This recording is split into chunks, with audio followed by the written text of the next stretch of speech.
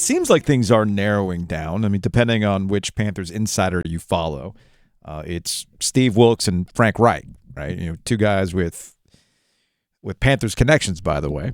But the Steve Wilks ones is obvious. Frank Reich does have a connection back to the Panthers. So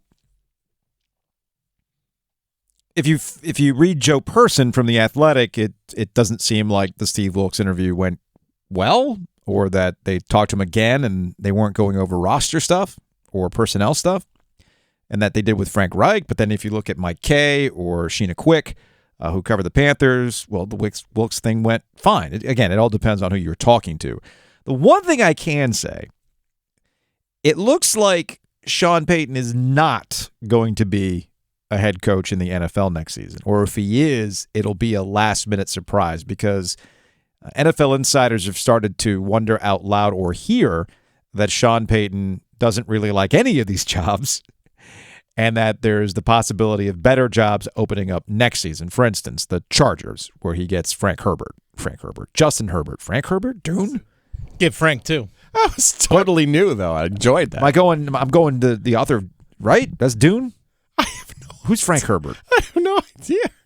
Isn't that the guy who authored Dune? Right? I mean, you have a computer in front of you. Anyway, I need to do it for you. He is actually Frank Herbert. Thank you. It might be because I was reading something about the Dune sequel that's coming out later this year. Regardless, wow, that was a screw up.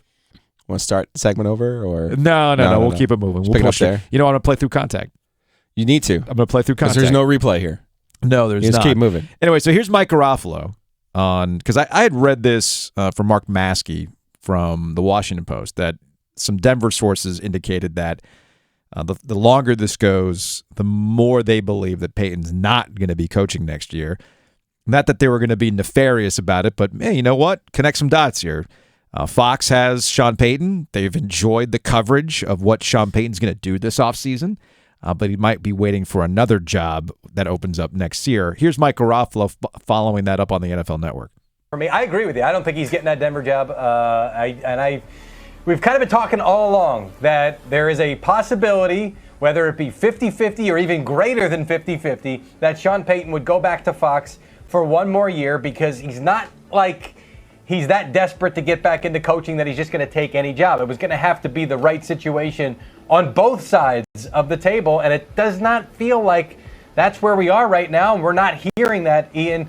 And we're hearing consistently it's actually the opposite of that. So he could potentially just go back for another year and then come back and look at it next year and see which jobs are open and if those situations are better for him to jump back into the NFL ranks. So right now, I agree with you, Ian. I think it's definitely more likely than not that Sean Payton goes back and does another year of TV rather than coaching in the NFL, but we'll let you know when it's 100% that way, Andrew. All right, it was 7. So that's Mike Garofalo on the NFL Network. Follow that up with a Mike Florio piece last night that the Denver Broncos could have a decision, or reports might start to come out today, who their head coach is going to be. And again, Sean Payton not necessarily being one of them. But we are 2 weeks plus from the end of the regular season, and none of these coaching vacancies have been filled. And there's any number of ways to look at it, and I would believe you any way you do want to look at this. And it seems like they're all looking at the same coaches, too. Yeah, they are. Because Arizona is interested in Frank Reich. And I think Frank Reich he got a break from Jim Irsay going crazy and firing him and bringing in Jeff Saturday when he did. You look at what Frank Reich did with the Colts. Now, keep in mind, he was with the Eagles. He was. He was the quarterback's coach, or the offense coordinator with the Eagles when they won the Super Bowl. But with the Colts, 10-6, 7-9, 11-5, 9-8. I mean, then this year they bottomed out. That's a pretty good record. Look, it's let's just compare that to 5-11 and 5-12. Sure. And Jabroni Central that the Panthers just had. I only have one request from Frank Reich. Don't go get Carson Wentz. That's all I ask. Because I mean, I would think he has learned that lesson. Look, man, I'm not singling out Frank Reich, because just about every offensive coach thinks like this. I'll fix him. Well, he had him in Philly, which was the connection. Sure, there was, but at that point, Carson Wentz was a broken QB, and there's always the "I will fix him." It's like any sort of relationship. You're thinking like, no, I'll be the one that fixes him. Like that sort of thing. No. Stop it. It's time to move on. So I'm making a partial joke there, but I'm just saying that Frank Reich has made some interesting decisions, and one of them is tied to this constant weird desire to make Carson Wentz a thing, which, as you can tell in Washington, also did not work out. Good for Sam Howell, though, because that's what ultimately opened his opportunity. I'm here with the Panthers search, right?